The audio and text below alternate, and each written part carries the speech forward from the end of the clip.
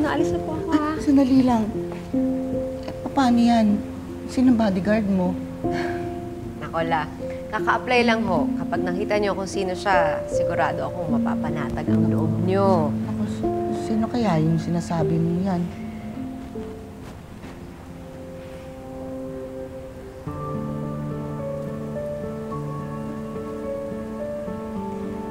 Ano?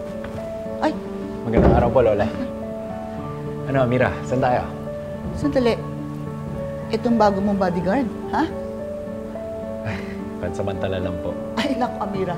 Gawin mo ng permanente to, ha? Tama ka, tama ka. Ngayon, mas panatag ang loob ko. Oh, sige, ha?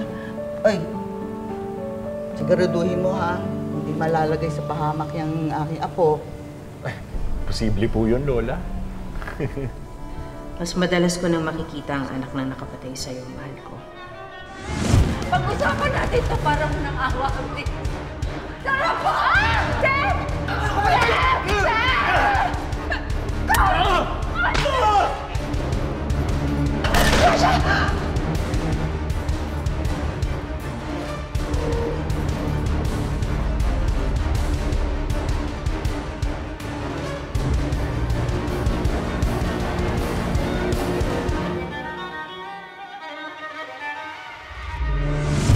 Pumayag na si Alex na tumulong sa paghihigante sa mga tera.